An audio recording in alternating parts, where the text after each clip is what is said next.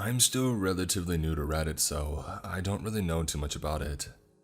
I am a fan of YouTube videos, though. When I'm doing things around the house, I like to listen to readings on YouTube of Reddit stories, both hilarious and terrifying ones. One day, as I was cleaning, a video that I was listening to had finished and automatically played the next one, which was a stalker reading story. After hearing other people's encounters, I decided that maybe I am ready to share one of mine too. I posted a story of mine earlier and it got a lot of positive reinforcement, so I think I'm going to talk about another. This is an encounter that went on over the span of maybe a month, and then continued on from a distance for the next 2 years. This is a pretty long story, so I'm sorry if it gets boring. Growing up, I lived in a small town. Now, I don't mean footloose small with a mere 14,000 people. I mean really small with only 1,000 people when I moved there in first grade. I didn't really make any close friends all throughout my school days, and I wanted to get pretty far away. The farthest my parents would let me go for school, though, was a few states over to study Japanese at a private university in Ohio. My freshman year flew by. I met a ton of new people and my Facebook exploded with friend requests from both domestic and international students alike. Not remembering everyone I met, I accepted them all. I was young and excited to make new friends. And I ended up making a lot of good friends. I was actually kind of, dare I say it, popular. By my second year, the leader of my department had deemed me the big sister of the program. It was a small program, but I was usually the one that people would turn to for help. I was good at what I was studying, and I was proud of it. There was a building on campus that was open 24 hours for students. It had couches, armchairs, and coffee tables on one half, and tables and regular chairs on the other, separated by a big fireplace. There were also 2 little secluded loft areas for small groups that wanted a little more privacy. People would go there to study or just hang out with friends. There was a cafe attached to it, so it made it ideal for a study spot. Coffee plus students equal productivity. Because I am a coffee fanatic, some might say a coffee snob, I was always in the study building where I had access to coffee when I wasn't in class or catching those oh-so-rare hours of sleep. The only problem, well, if you can call it a problem, was that because I was the go-to person for the program, I would only sit down for a few minutes before someone would come up and sit with me, be it to study or to chat, usually the latter. When the end of the sophomore year was rolling around, the dreaded exam time was approaching quickly. I was studying abroad my junior year and I wanted to leave my school on a positive note. I was desperately trying to get some studying done, but people kept sitting to chat with me in the study building. And don't get me wrong, I'm not complaining. Oh my gosh, I'm like so popular that I can't even stand it. No, not that. I loved my friends. But they couldn't really grasp the concept of silent studying. A few of them were already done with exams and just wanted to talk. I decided to try my luck in the library, instead of heading to the study building. I went to the library and sat down on one of the little tables by a big window. I was on a roll.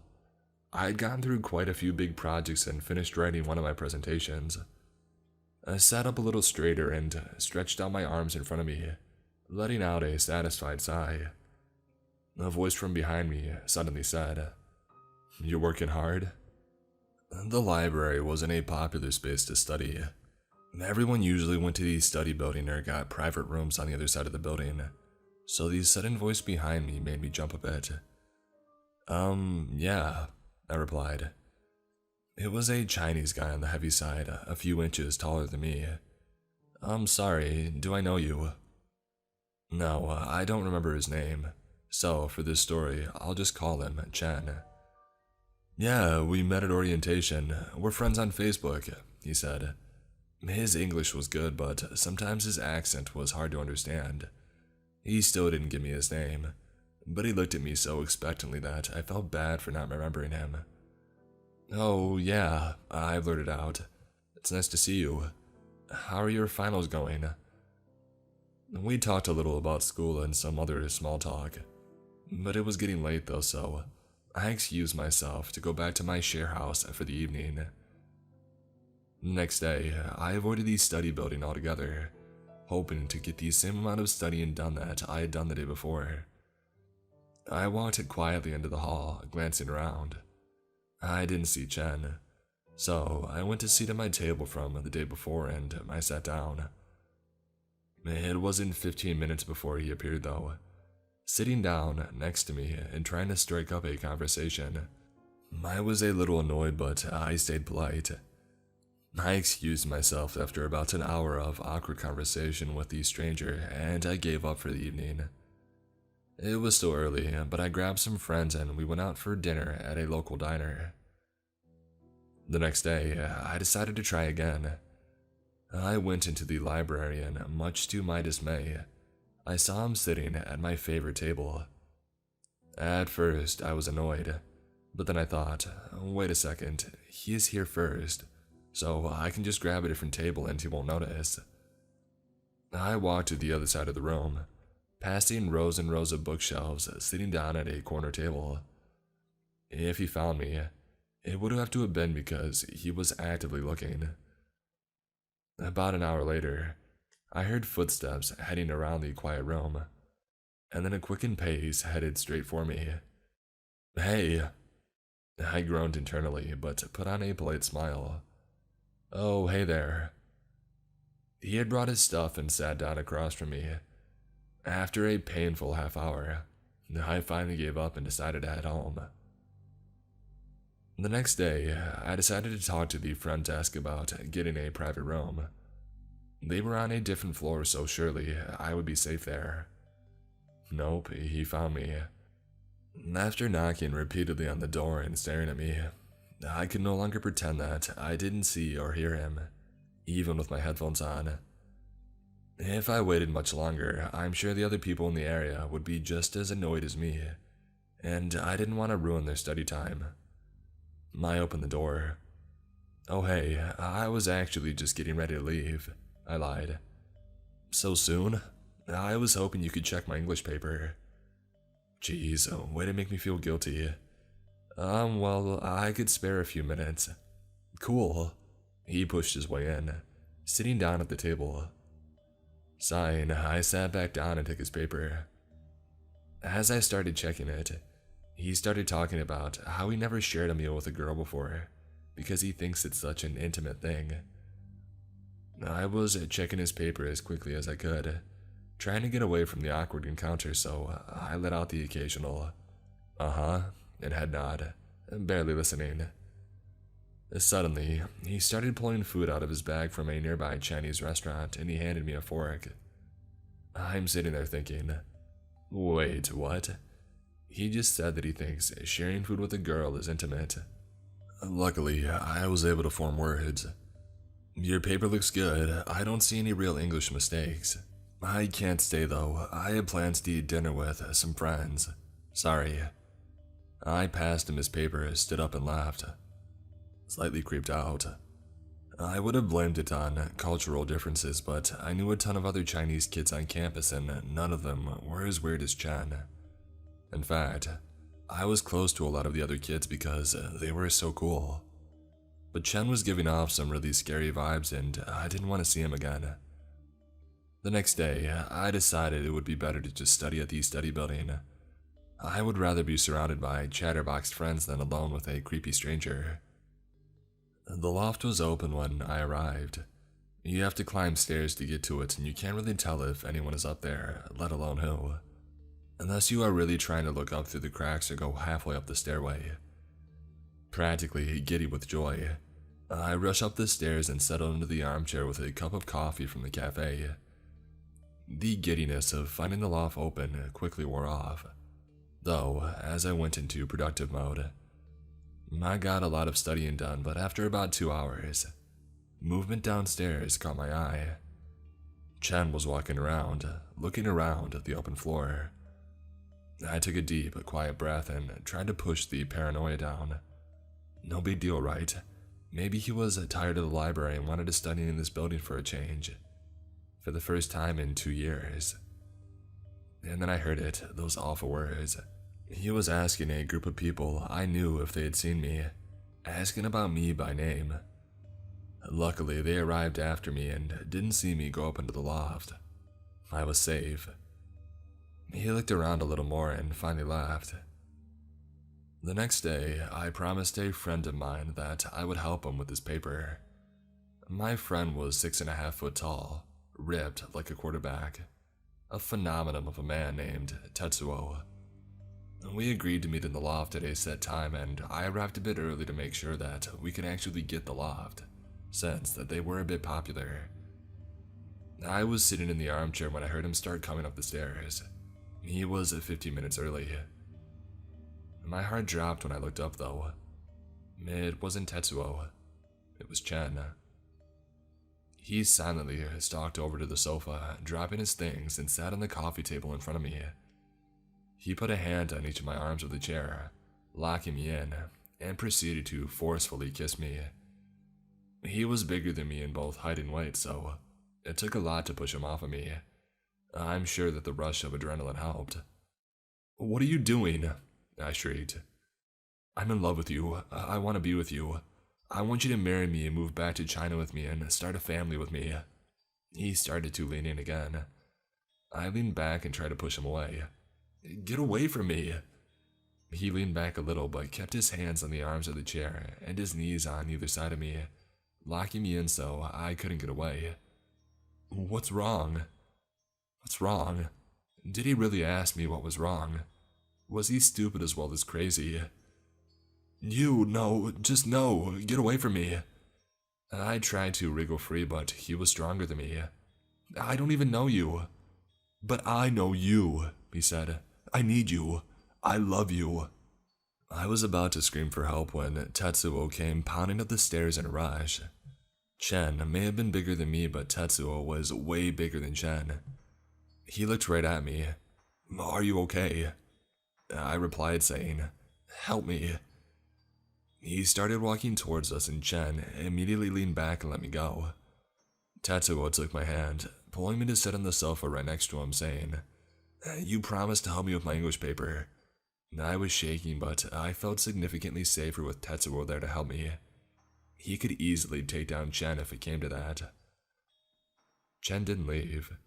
He sat in the armchair that I had just vacated and waited. Did he think that Tetsuo would just leave and he could continue to harass me? We finished Tetsuo's paper in about an hour. I took my time explaining certain grammar points and spelling patterns, hoping that we could take long enough and Chen would give up and go away. He didn't. And Tetsuo got up and stood between my stalker and me. "Let's go get some food."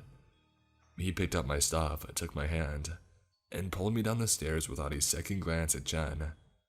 We didn't get dinner for obvious reasons. I didn't have an appetite. Tetsuo did walk me home though, and I told him all about Chen. He said that until finals were over and until I left the university to go home for the summer, he would act as my bodyguard. He said he would take me to all my classes and stay with me outside of class.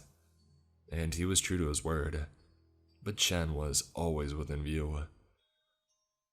The day of my last exam and the day that I was leaving, I met with Tetsuo in the study building. He looked around and didn't see Chen. With that, I said that I was going to buy a coffee from the cafe. Upon entering the cafe, I rushed to the counter and ordered my usual, a medium black coffee. My blood turned to ice as a voice behind me said, "Make it a large on me." Chen.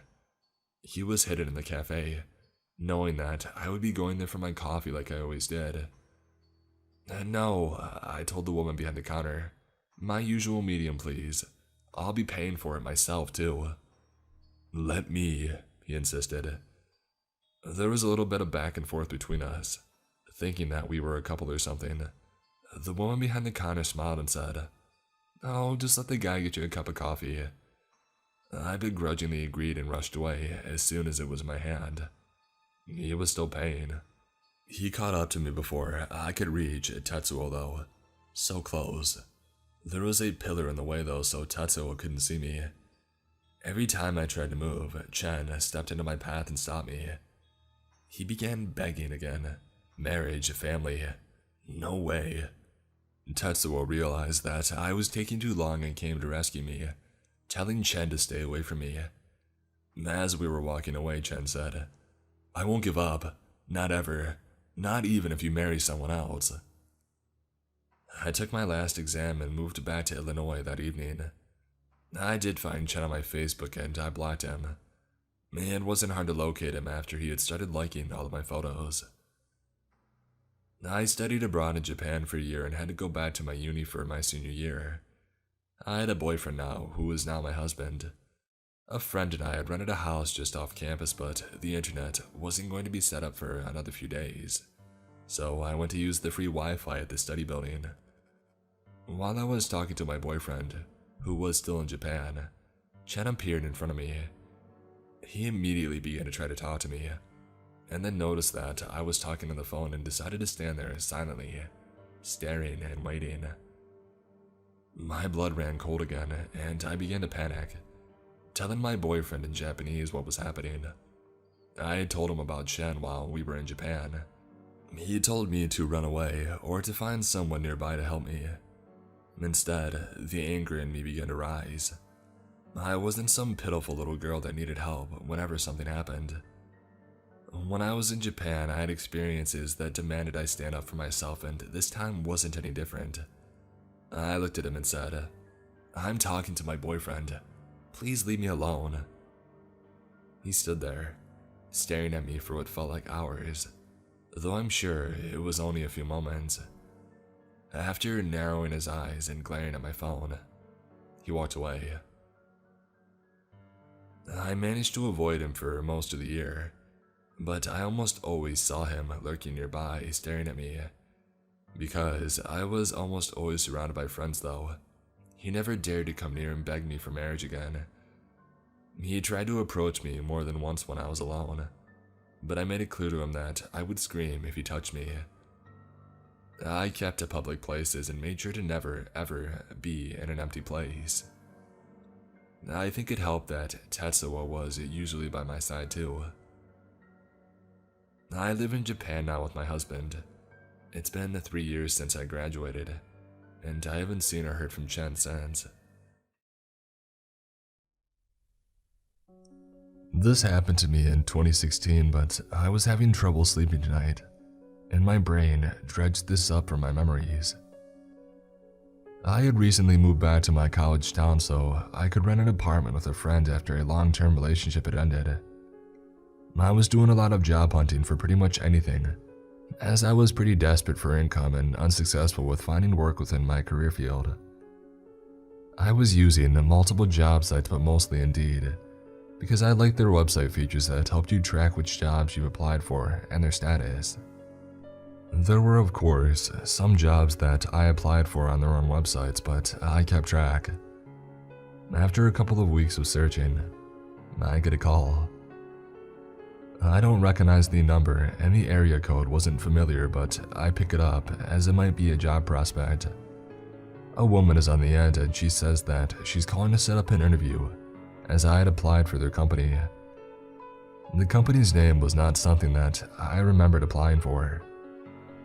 While on the phone with her, I quickly pulled up Indeed on my laptop and looked through all of the jobs that I had applied for. None matched. I have no idea what this job is, but don't make this apparent on the phone, as I've been job searching for weeks and I'm still unemployed. I ask her for the address of the building and I write it down. Looking back, I can't remember the name that she gave me, but what I do remember was how pushy she was into scheduling the interview for later that evening. I agree to the interview, and I thank her, but as I hang up, I get a very bad feeling. Something doesn't seem right, so I Google the phone number, and it's not linked to a company. I Google the address, and it's also not affiliated with a company. It's from way outside the distance of jobs that I was applying for, almost an hour away from where I live. I pull up Google Street View and all I can see for the address that she gave me is several smaller rundown buildings with a highway exit in the distance. It looked desolate. I pictured myself driving there around dusk when she scheduled the interview, and I could physically feel this sensation of dread settle in me. I didn't want to go. I brought all of this up to my roomie at the time and he said that I might be overthinking it, but if I wasn't comfortable with it, to not go. I'm so glad that I didn't go. The more time passes, the more I'm aware of just how shady it was.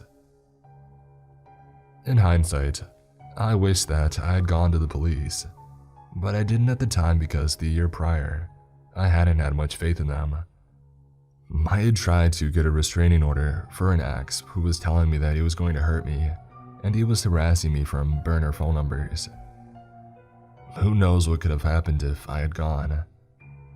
It's a scary thought, really.